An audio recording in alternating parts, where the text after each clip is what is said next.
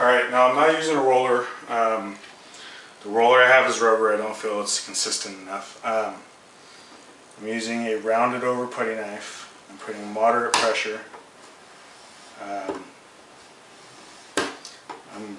basically flattening it down in 3 axes. I can't go to, I can't go downwards as the table's in the way. But I wanted to originally use a press and get every piece the same, but because the mounting does not allow for perfect frequency response every time between the piece of metal, I'm not able to do that. Now, it's probably obvious by now this is a low budget way of doing this. If there was not a budgetary issue, the box would obviously be CNC machined out of steel, and it would be repeatable, and everything would be machined so that everything fit perfectly and was able to do it. That's not the case, so this is as good as it's going to get. It should be good enough that it's still usable, and it is the only testing that's really going to compare all of these projects together. So, as of right now, it's what we have, and what we have now with this is better than what we had before this. So, go ahead and line up the marks again.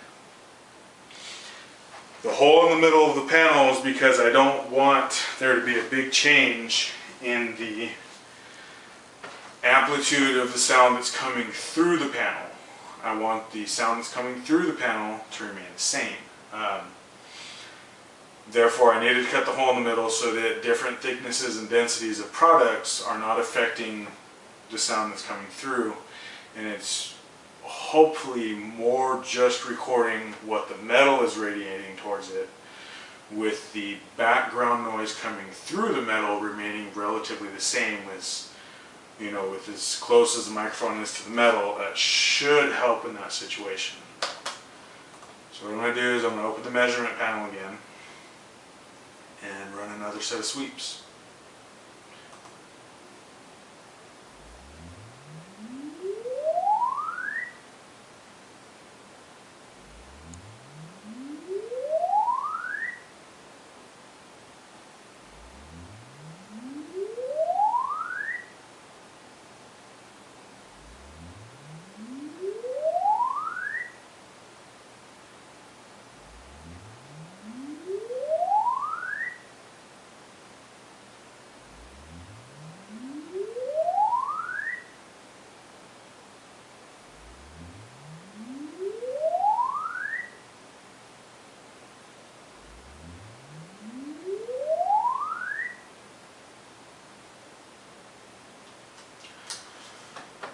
Alright, so at this point everything else will be done on the computer.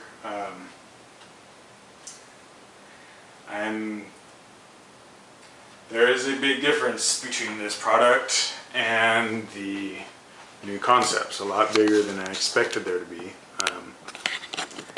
I'm relatively happy about this, as it makes this a little more worthwhile to know that we're not just going to be getting the same answers. I'm going to go ahead and collapse this down so that you can see what I'm doing on the computer.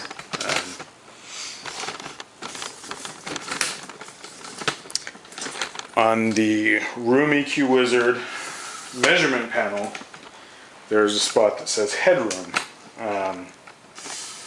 It makes sure that you're not clipping, and it lets you know exactly how far you're getting from clipping the microphone. Now, when I did the last measurements with the new concepts, it was showing a headroom of about 5.3 decibels on just the bare metal alone, and about 16.8 decibels of headroom with the sound deadening applied. Now, when I did these measurements, it showed a headroom of about 5.2 decibels with just the bare metal. When I added the deadening to it, the headroom stayed at about 9 decibels of headroom. So there is a significant difference in the effectiveness of the deadener. When I do add this to the computer, you will be able to tell there's a difference when I post these online. It's significant. It's more than I thought there was going to be. I'm happy about that. But what's more is that on the last sample, when I added the New Concepts material, I was no longer able to hear the constant ringing that you can hear with the metal. And with this product, there was still ringing going on after putting the Denny on. So what I do at this point is I'm going to go ahead and close the first one, since that's already been saved. I go up here to save measurement. I save the measurement. I need to make sure I save not only the measurement,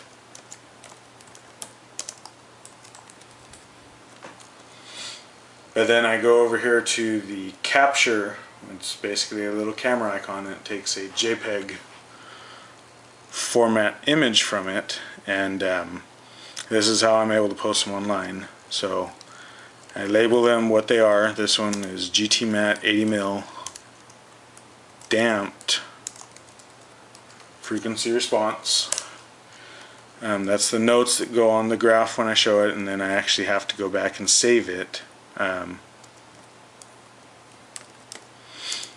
then from there,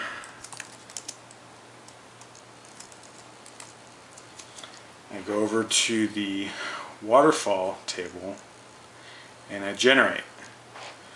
This generates the waterfall graph. It shows a much better idea of what's going on in the time domain. I have it set to 300 milliseconds.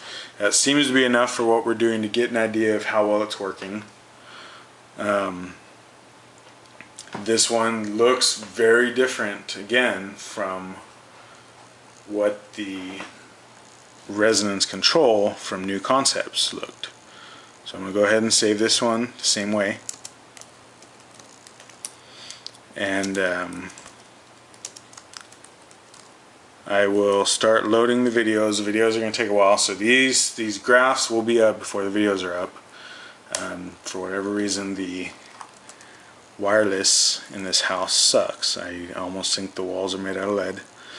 So I'll get this up tonight, and then tomorrow morning the graphs and everything will go up tonight, and the videos will be up tomorrow morning. You'll be able to have a full idea of what I'm doing for the testing and the level of detail I'm taking to try to make this consistent enough where, you know, I'm not having as many people come back and tell me that I did this wrong or I did that wrong, and that, you know, I'm biased in any way, because honestly I want the best product in my car.